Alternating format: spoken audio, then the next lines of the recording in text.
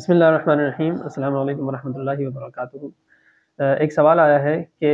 صوفیہ حضرات جو ان سے کو مشورہ کیا جاتا ہے تو وہ کہتے ہیں کہ جی ہم مشورہ کر کے بتائیں گے، اور پھر وہ مشورہ کرتے ہیں تو وہ یہ کہتے ہیں کہ ہم براہ راست آپ صلی اللہ علیہ وآلہ وسلم سے مشورہ کرتے ہیں اور پھر آپ صلی اللہ علیہ وآلہ وسلم کے مشورے کے مطابق ہم عمل کرتے ہیں، تو اس کی اسلام میں کیا حیثیت ہے؟ تو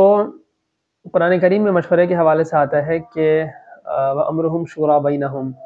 اور بلکہ خود آپ صلی اللہ علیہ وآلہ وسلم کو اللہ تعالیٰ نے حکم دیا وَشَاوِرْهُمْ فِي الْأَمْرِ، کہ آپ کاموں میں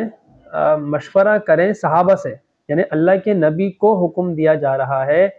کہ آپ مشاورت کریں آپس میں صحابہ سے، کن سے؟ اپنے شاگردوں سے۔ صحیح ہے، تو مشورے کا یہ ایک مقام ہے، صحیح ہے۔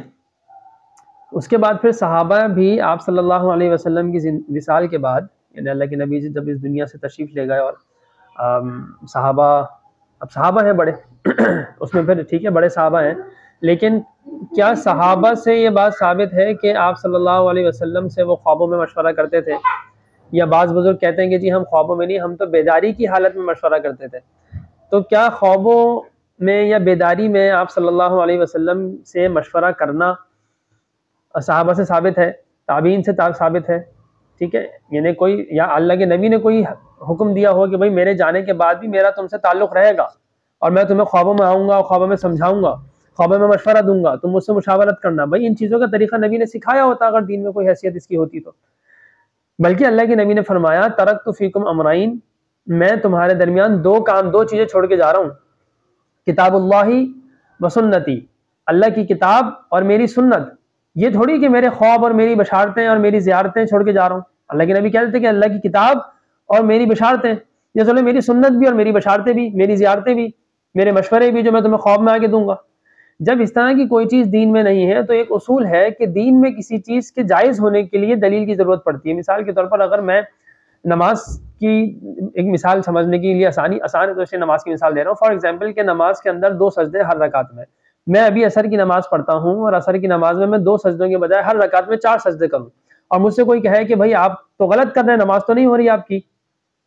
صحیح ہے، تو میں کہوں کہ کیوں نہیں ہو رہی، میں تو سجدے بڑھا رہا ہوں، یا میں کوئی گناہ کا کام تو نہیں کر رہا، تو وہ بولیں گے کہ بھائی نہیں ہو رہی نا، کیونکہ آپ دلیل دیں کوئی۔ میں بولوں گا دلیل کی کیا بات ہے کہ اللہ کے نبی نے منع کیا ہے، اب کیونکہ میں جو بات کر رہا ہوں نا کہ جی یہ چیز اس کا دین نے اس کی تعلیم نہیں دی ہے، تو لہٰذا اس سے بچنا چاہیے، اور دین میں اس کی حقیقت نہیں ہے، دین میں اس کا کوئی مقام نہیں ہے اس طرح کا کہ آپ اس کو فالو کریں، ٹھیک ہے۔